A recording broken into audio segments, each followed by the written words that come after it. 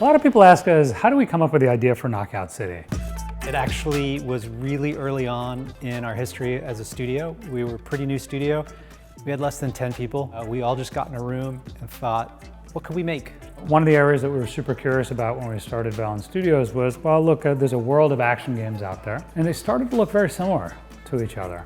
So we tried to look at action games and said, what would make this different? There was this core notion of throwing and catching a ball, which everybody understands. It's very universal. I mean, you could probably argue that it's, mankind's first ever multiplayer game. So the real work was going to prototype it and building that core mechanic, really focusing on the player movement, the player animation, the feeling of catching, the feeling of throwing. Knockout City has been in development for a little over 4 years.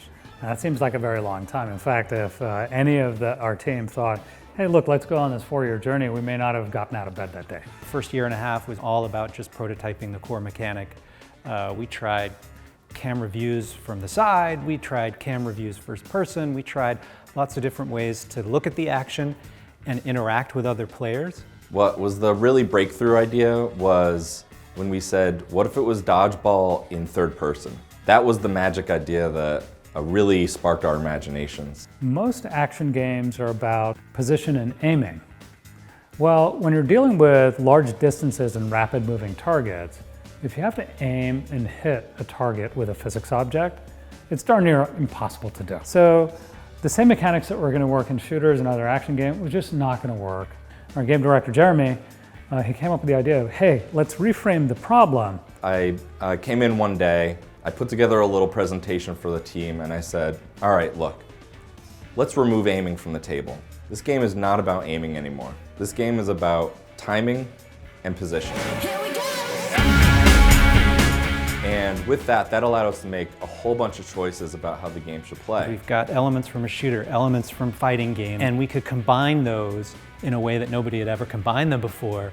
That's when we were like, yes. The explosion of all the ideas that you see in the final product came from that decision, and making everything about timing, the rock, paper, scissors of your attack choice and your defense choice, and then the positioning of trying to get around to the back of enemies, and working together with your team to flank and outmaneuver them. Why do we need a custom engine?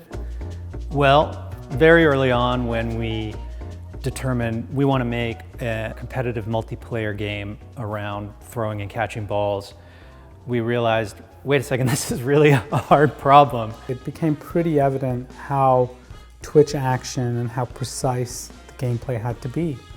And in order for this to work, we had to make sure that, when you hit somebody with a ball, it actually takes a hit. And internet latency is a real challenge when it comes to a game like this. We had so many physics objects, each one of which is either a ball or a player. And when you have a game that runs at 60 frames per second, and it has to be just absolutely precise like that, and then you have ping times that can go up to 150 milliseconds, how does that work? And also with different types of CPU capabilities. You may be on a different type of PC, I may be on a Switch, but both of us are playing the same game. There wasn't a commercial engine that did this because the engines out there that we looked at are really designed to do the types of play experiences that exist today, but not this one. We got to make our own engine for this. We have to build from the ground up our networking architecture and a scripting language to help support the movement of all of these objects in real time, all simultaneously across 8 different machines. And it wasn't just about a game engine, it was actually about a new kind of programming paradigm, a programming language that was developed at Velan Studios that allowed us to roll back the entire simulation and correct it when there is packet loss, or prediction inaccuracies, and then have it catch up by rolling forward. The very first prototype, it's what we call the triangle game. And it was a bunch of triangles that are moving around on screen, and it was actually running over the internet. And we would dial up the simulated lag, and it would still play. It was like a thing of beauty for us. And it's amazing to just sort of fast forward 2.5 years of how remarkable we've been able to build the entire game and world and realize this experience that started with that triangle game.